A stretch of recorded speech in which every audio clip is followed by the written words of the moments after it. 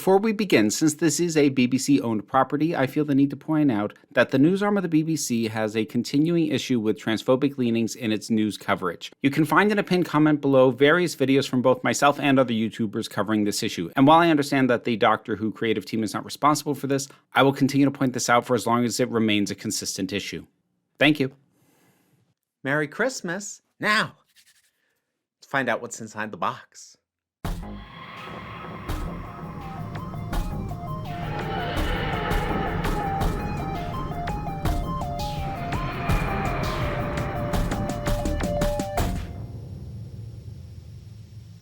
Happy holidays to all. It's funny, I've actually been thinking about doing this topic for quite a while when going over things that I have yet to truly dive in regards to Doctor Who. And then this particular Saturday, which is my normal video release day, was coming up and I'm like, oh, it's Christmas Eve. Oh, that's perfect. So yes, much like a present that might be under your tree, we're going to talk about mystery boxes. It's a little bit tortured, but go with it. Just go with it. We're here. Let's have fun. So I have talked in general, offhandedly, in a number of videos, none of which I'm going to link because it's probably happened more times than I could even account for. My general distaste, exhaustion might be a better word, with the mystery box format of the overarching stories for Doctor Who. Particularly modern era Doctor Who. Not really an issue going back to classic, or at least not a persistent one. So there's a couple of things I need to go over. I need to actually define what I mean by mystery box, and then I need to explain why my issues with it exist, but also acknowledge that it has been done better sometimes than others. So let's get through all this. First of all, define our terms. What do I mean when I say mystery box? Well, the first thing that's worth clarifying, because I've had people really misunderstand something fundamental about my issues with the mystery box, which is that when I say I am tired of the mystery box, that does not mean that I am tired of every and all form of overarching narrative for a given series. Doctor Who has been doing the mystery box so consistently, there do genuinely seem to be fans out there that seem to assume that when you say you don't like a mystery box, you don't like an overarching story.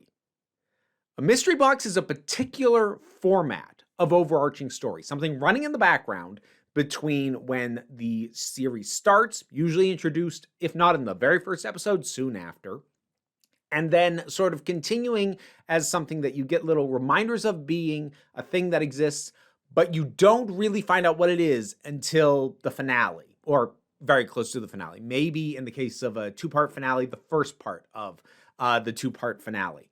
So there's a reason why I specifically go with mystery box. Now that's a term that is actually largely associated with J.J. Abrams. He's very fond of mystery boxes, more in terms of when he talked about the movies and marketing.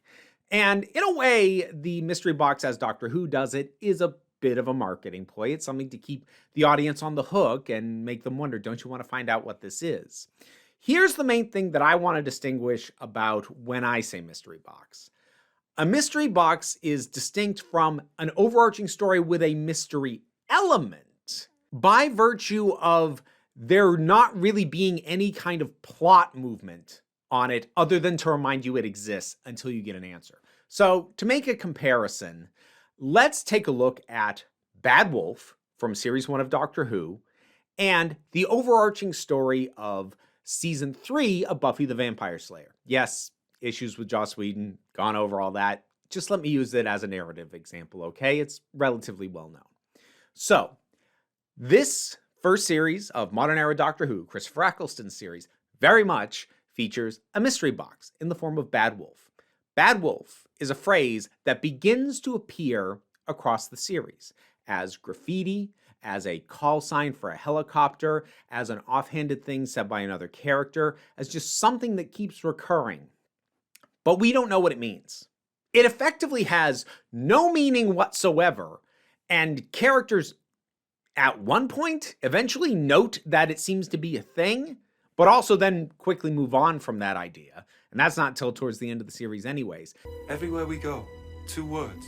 Following us. How can they be following us?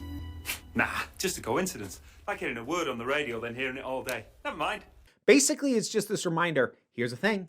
Ooh, don't you want to know what it is? Until we get to, well, it's not even the episode Bad Wolf, really. It's the parting of the ways. We get a full answer for what that is. But that's what I mean when I say mystery box.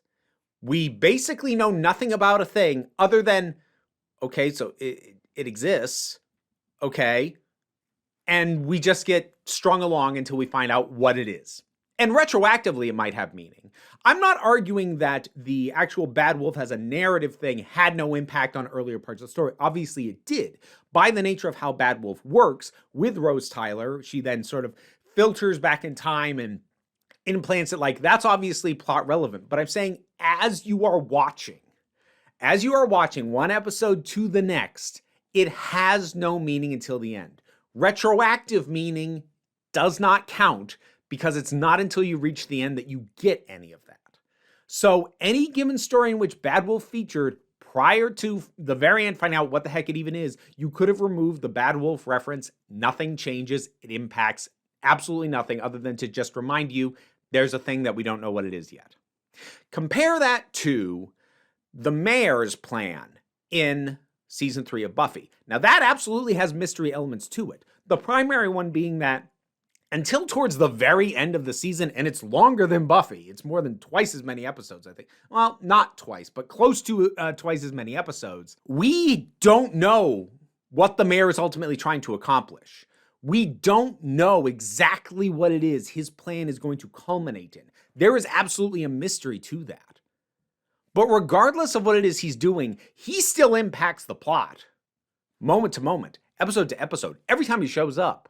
It is moving something forward. It is impacting other characters. It is impacting their decisions. It is taking actions that directly result in certain things happening. We may not know exactly what's going on until the end, but the structure of that season of television is not a mystery box. It is an overarching story that is continually directly impacting the plot with a mystery element to it, which is that we don't know what it is he's trying to accomplish. There's actually a fair number of seasons of Buffy that do that to some degree. It's why it was an easy example.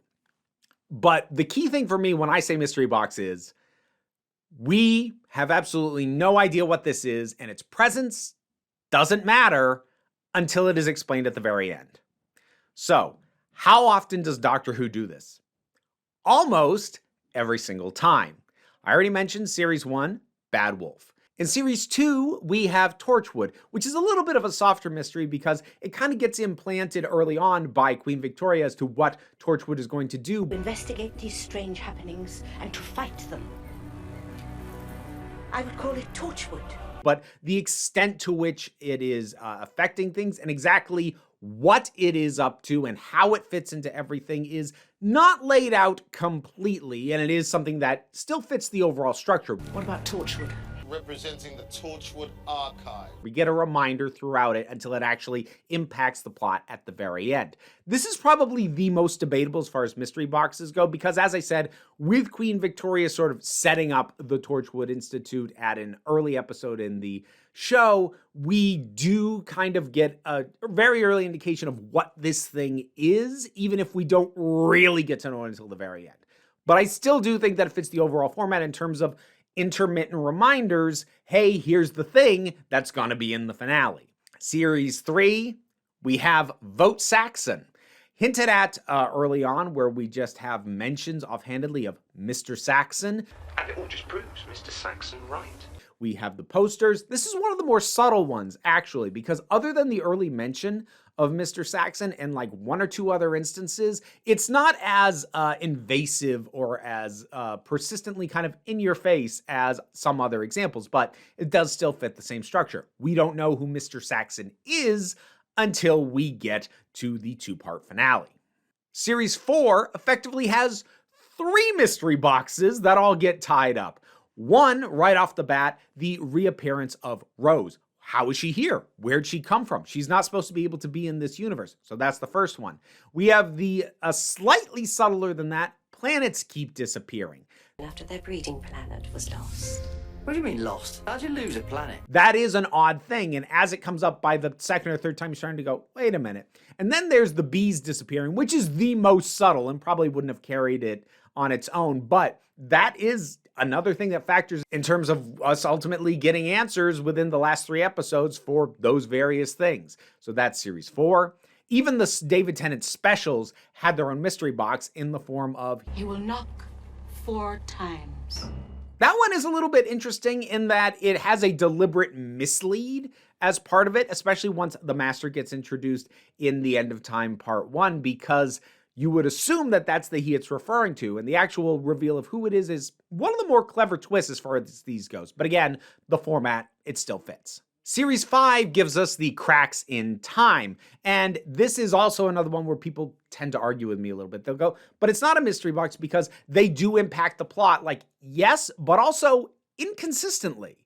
The nature of what the crack in time does varies from story to story, and a good chunk of the times it appears in Series 5, it just shows up.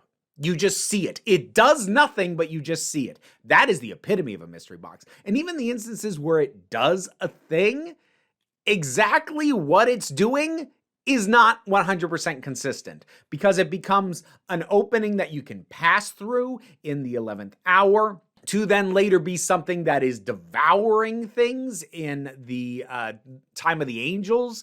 And so it's still kind of being twisted to fit a story that could have been done without it being there already. Or like, it didn't have to be a recurring thing. It could have just been a one-off thing within that episode. Again, this is, and I'll come back to all this, this is kind of an instance where it is worked into more stories as an actual impact than is often the case. But I'll sort of talk about the stronger instances versus the weaker instances a little bit down the road. Series 6 gives us The Impossible Astronaut. Less the standard mystery box format because it's so in your face right off the bat as to what it is and why it matters that it doesn't need as many frequent reminders across the series that a lot of these mystery boxes do. But it is still something introduced very early on that will not get resolution until we get to the end. Series 7, again, ends up being a little bit of an outlier. It often is, because it is kind of split into 2 halves. The first half doesn't really have much of a mystery box aspect to it. The second half, though, very much does, that being The Impossible Girl, aka Clara Oswald. Now, this is an interesting case where the mystery box is actually a character, but I've talked about when I've discussed Clara before that it's part of the reason why she actually works the worst for me in Series 7 of any of the series that she was around for, because she is not allowed to be a properly fleshed out character because she has to maintain that air of mystery because she's functioning as a plot device at least as much as she is functioning as a character. I would argue more so. So it was a neat little experiment to try and give the mystery box more of a presence, very literally in this case, but I still don't really think it works. Series 8, it's Missy. It's just Missy. We get introduced to her early on, and we don't know what her deal is. We get a couple of reminders of her until we get a reveal of who she is at the end. Series 9, The Hybrid. Oh, The Hybrid. Okay, yeah. We'll come back to this when I discuss the best and the worst and how it can work and how it can go very badly. We'll come back to it. Moving on. Series 10, The Vault. This one is a little bit of an outlier as well because the resolution of the mystery box, the answer to who is inside, happens kind of near the halfway point of the series overall. It doesn't hold on to it until the very end, which is also an interesting variation and something I'll come back to. Series 11 basically didn't have one. Series 11, Jodie Whittaker's first series, was built to largely be self-contained stories. Now, technically, the Timeless Child did get introduced in Series 11. The Timeless Child. What did you just say? However, it doesn't get any follow-up mention within that series, and it's not going to come up again until we get to Series 12. So, like, at most I could give you would be that it is a 2-series mystery box as opposed to the standard resolved over the course of 1 series. I'm not even sure I'd do that, though. Series 12, it is The Timeless Child. It gets reiterated, picked up on again, and sort of moves the whole thing forward to eventually give us the answer at the end of Series 12. Series 13, aka Flux, I don't think really has one. That's not super surprising given that it is a shortened, condensed, I'm going to go with semi-serialized story. And as a result, like, it's just not built in the way that accommodates for a mystery box format, the way that normal Doctor Who is, i.e. minimum 10 episodes, at least a chunk of those are self-contained, so that if you're going to remind folks about an overarching story, it's just going to be sprinkled across these. That's just not the format of Flux, so it doesn't really apply there. There are plenty of mystery aspects to Flux, a lot of which don't get satisfying answered, but that's a completely different issue. So that is honestly the one I think we can completely discard out of this conversation. But those are the examples of the mystery boxes. What's the actual problem? Well, for me, there's a couple problems. The first is predictability. The format became actually stale, I would say, by the end of RTD's first run. So series 1 through 4 plus the specials. I was kind of done. I would really hoped that Moffat would not recycle that format, but he did pretty much immediately. Arguably giving one of the better examples of it. Again, I'll kind of come back to that. But part of my issue with the mystery box is less about its inherent issues, although it does still have some for me, and more about the fact that it's just really tired and really predictable.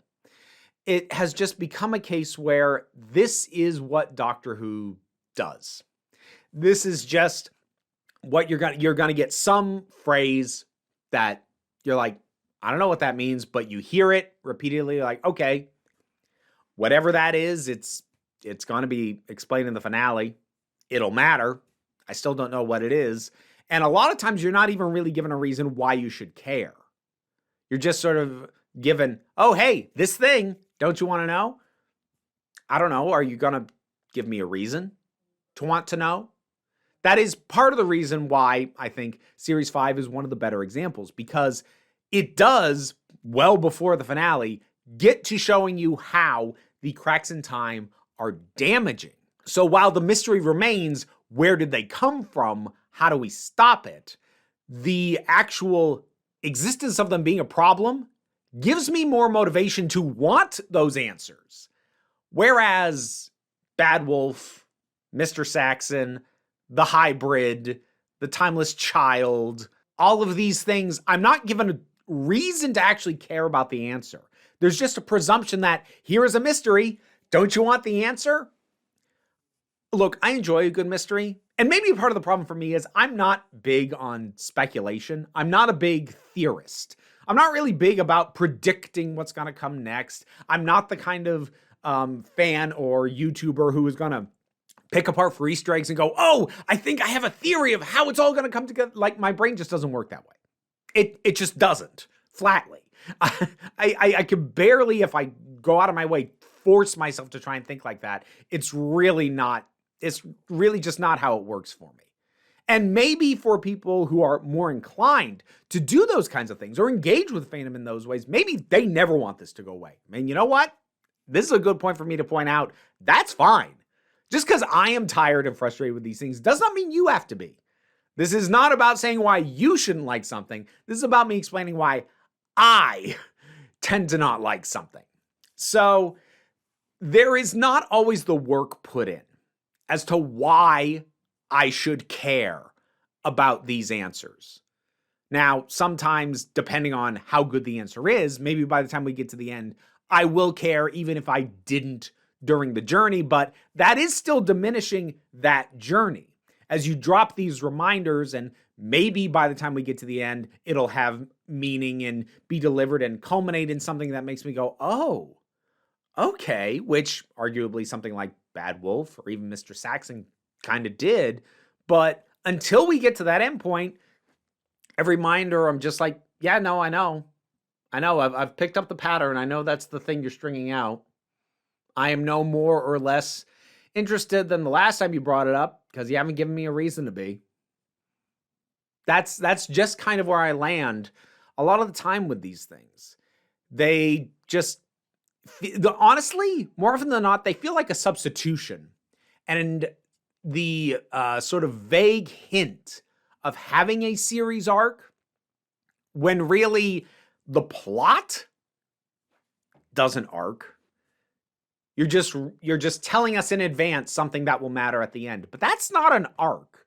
That's not a continuing story. That's not a shifting of the overall situation for characters or the world as a whole from episode to episode because of this thing. It's just going through a bunch of adventures, most of which would be completely unchanged if you remove the reference that you just happen to drop a reference in. Okay. And that's the thing for me. I don't really care most of the time. And so even if it ends up being a good answer, during the trip, I still don't care. The destination might be good, but I'm bored until then. Well, with that specific aspect anyway. If it's good episodes, then no, I won't be bored. I just won't be engaged in that particular aspect. But as I said, I do feel some of these were done better than others. And if I'm going to be completely blunt about it, I think as a rule, a general rule, Moffat did them better than Russell T. Davies did. So RTD introduced the format. And again, keep in mind, this is based off his initial run of series 1 through 4 and then the Tennant specials. Who knows what he'll do when he comes back and we get the new specials with Tennant and then we get Shudigatwa. Could be a whole new ball game, could be a revisit to old things, we don't know.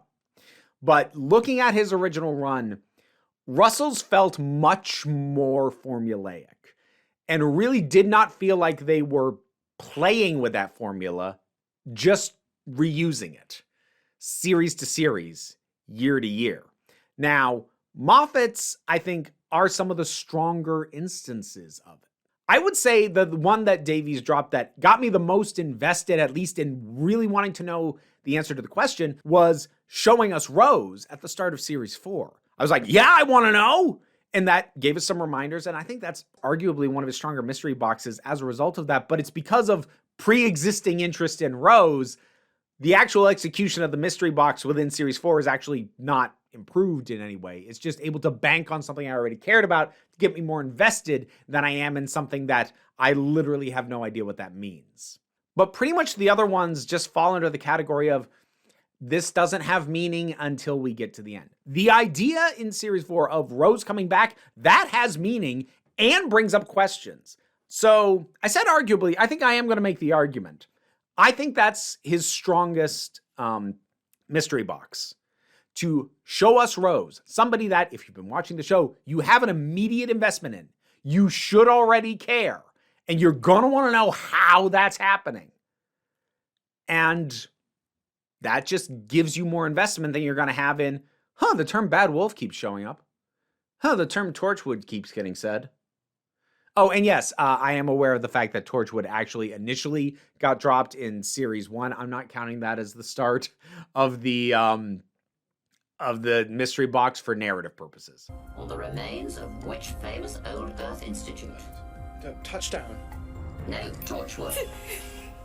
Just occurred to me, pedants might point that out. And if anybody does, it proves that you commented before finishing the video. Anyways, but Harold Saxon. Okay. That I don't have an investment in that until I know what it is. I already know who Rose is, and I know she shouldn't be there. So I'm invested. But again, structurally, it matches pretty much all the others. With Moffat, I would say that the Cracks in Time are definitely one of the strongest implementations because, as I alluded to earlier, their presence actually impacts the stories they're in. Not in a way that it would be impossible to tell those stories without having them there. You could replace them with a one-off equivalent, within that story itself. The Doctor can come up with some other technobabble reason why there's this energy sucking force in the Time of the Angels, or why there's a portal to young Amelia's room in the 11th hour, or whatever. You could come up with other reasons and still have the plot function the same. But it does give you a steady sense that this is causing something to go weird. And it ramps it up as we see its potentially damaging impact in Time of the Angels.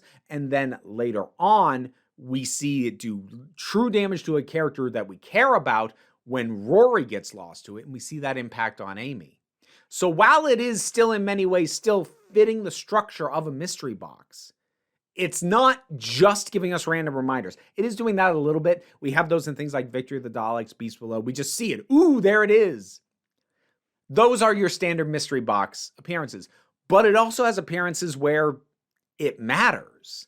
And that's much stronger rooting of the mystery box item into the stories than usually happens or really had ever happened with Russell T Davis's era. Now, one of the other ones that Moffat did that I quite rather enjoyed was Series 10. Because as I mentioned, it's the vault. The vault is introduced early on. What's in the vault? That gets answered way earlier in the series, which is another neat little spin and a neat little twist on that. Because once that's answered, now you're like, well, okay, what's going to happen in the finale now? Because that's another one of the issues that I tend to have with the mystery box is it makes it very clear one of the things I already know to expect in the finale. It's going to be the answer to whatever the heck the mystery box is. That's going to be part of the finale. Now, I don't necessarily know what that's going to be, because if I already knew what it was, it wouldn't be a mystery. But it already at least sets me up to go, okay, whatever else goes on, this thing will be part of it. But when you answer the mystery box question around the halfway mark of a series, what happens to the finale now? Well, now it could be anything. And I love that feeling. I love that feeling of, oh my gosh, anything could happen now. And I had that in Series 10, and it's one more reason to add to the pile on top of Capaldi being amazing and Bill being great and Nardole being good with both of them and Missy and some fantastic episodes. And it's my favorite series. It just is. It's my favorite series of modern era Doctor Who. And this is just one more reason. It's not a massive, shift of the mystery box. And actually, I would even argue myself that up until the fact that it gets resolved way earlier than you expect it to, it is just a standard mystery box. There's nothing particularly interesting about the specifics of how it's deployed. It's just the fact that it's resolved a lot sooner than you think, and how that frees up the story to do, well, anything. But while I do feel Moffat did some of the better instances of the mystery box, he also did some real egregious ones. Although I will say at least these happened in the spirit of trying to do something different, which I can at least appreciate the attempt, even if it didn't work. Because you've got things like The Impossible Girl. I mentioned already taking the mystery box, the MacGuffin, and making it a character, making it a person. That's, on paper, an interesting idea, an interesting spin to it, different way to do it. Didn't work. Didn't work because in the interest of maintaining her as a mystery, she barely functioned as a character. If Jenna Coleman was not as charming a performer as she is, it wouldn't have worked at all. From a writing perspective, I get why he tried. It didn't really work. But again, it's an experiment. And it's one he thankfully seemed to learn from because he didn't try and repeat it. But then we've got his absolute fall down of a mystery box, which is the hybrid. And you know what? The basic structure of a mystery box format should necessitate answering the mystery clearly. The fact that I still, to this day, see people floating their ideas of what the hybrid actually is, and even getting into fights in my comments section, shows how unresolved and unsatisfactorily answered that entire mystery even was. What is the hybrid? I have my idea of what it's supposed to be, but I've seen 3 other things, and whether or not any of us are right, there should not be this many open interpretations to it, because it was driving the plot. It was driving the actions of almost everybody involved. It would be nice to know why and what, or any of it. And I think what Moffat might have been trying to do is to construct a mystery where the answer didn't actually matter, because the fear of the mystery or people's beliefs about the mystery, whether they were accurate or not, were still driving their actions. I think that's what he was trying for, but that doesn't work for a number of reasons. One of which being, at this point, 9 series into the show, the audience is expecting you to answer this. And while I'm not inherently against the idea of the answer being it doesn't actually matter, in fact, many things I like do flatly do that, but you have to be able to do it within a setting and a format and a story where the audience is going to be willing to accept that. And given what audiences have been trained to do all 8 series prior to that, no, that was probably not going to go over particularly well. And that's in addition to the fact that there are still questions that needed to be answered, even if what the hybrid is in specific never absolutely definitively was. Like, why were the Time Lords so concerned about the hybrid? Why did they think the Doctor knew anything about the hybrid? Why do other characters seem to know and reference about it? So, like, the part of it that I kind of get is the idea that the Time Lords are acting in fear of this thing, and it doesn't really matter what the hybrid actually is. If they're afraid of it, then that's enough. I get that, but there's still just a bunch of basic logistical nuts and bolts that just aren't covered. And then there's the Timeless Child, which honestly, I don't want to spend any more time ranting about than I have elsewhere or will have to do again when I eventually get to covering that in a Take Two Doctor Who review, which, yes, I will get to. Just overall, it is one of the weaker examples because it's just an idea and a phrase planted, given importance, and not only does it not get cleanly answered until the last episode, that answer has very little direct impact on the story. I think the only thing that you could say it actually alters is, in theory, finding this out is what motivated the Master to kill Gallifrey, except you could have motivated the Master with literally anything to kill Gallifrey. It didn't have to be that. And its impact on the Doctor was virtually nil. Its impact on the actual immediate story was virtually nil because all the information was delivered as something like, this is a past tense information. This isn't even a current thing we're dealing with. And it's delivered in this exposition machine that is completely separating the Doctor from the rest of the ongoing plot. It's just badly designed. Moving on. But again, I do just kind of want to stress, there are well-executed mystery boxes. And the mystery box format is not an inherently bad thing. There are more than a few that I genuinely think are well done. I've highlighted them. And there's others that, while they bored me a little bit during their initial airing, because I'm like, okay, you keep bringing up this thing and I don't know what it is. On a rewatch, it's not as much of an issue. But overall, I come back to what I said was my initial main overriding problem. It's too often. It's the fact that I can really only name 2 series out of 13 that didn't do it. Those being Series 11 and Flux. 2.5 if you want to make that argument for the first half of Series 7. But other than that, every series has done this. It's really predictable. I'm really tired of it. One of my favorite things about Doctor Who is how open it can be. It can do anything. It can go anywhere in time and space. It can tackle almost any story, face almost any foe, take on almost any tone. I love that. It's part of what made me fall in love with it in the first place, because that is pure imagination, the power to do anything. And yet we keep coming back to the structure over and over and over again.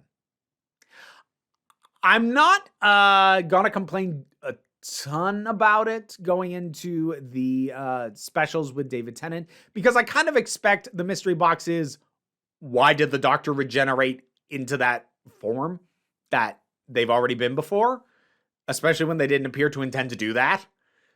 That has already set up that as a question. And if it is primarily driving the character's actions right from the beginning, I'd actually argue that's not a mystery box anyways. That's a plot driver. There's a difference.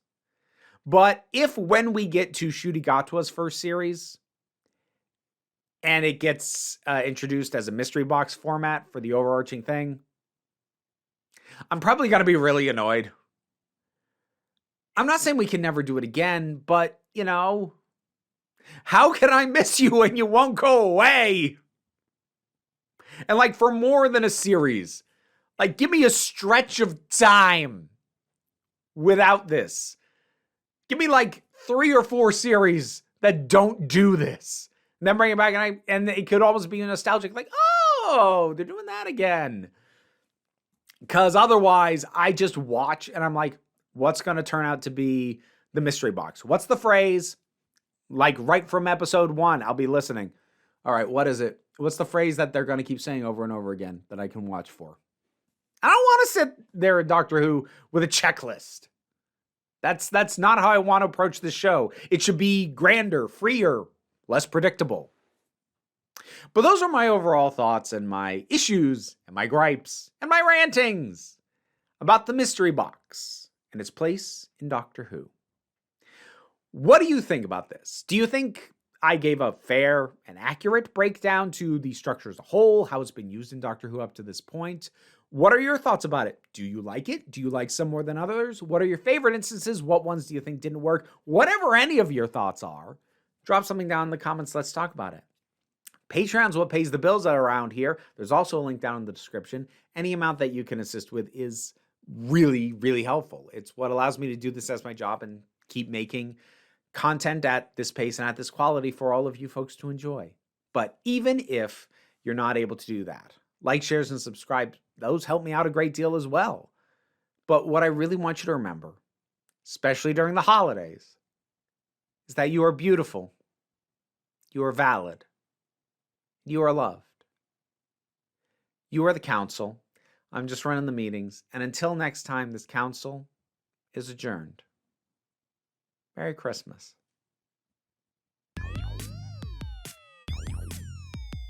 End of the video, so I gotta shout out my top patrons. Robin Moore, Zubin Lutfulla, Tarak, the thing that goes doink in the anime, Oliver B., Angus Bjarnason, Melinda Walters, Imudelki, Leotha Boyd, Katoria, Toy Lowly, Becky Sparks, Fernambulax the Poodle, Zach, Tracy Scrabbit, Angry Casperl, Tim Price, Adam R.D.L. Taylor, Shayla Gourlay, and Brendan LaRose.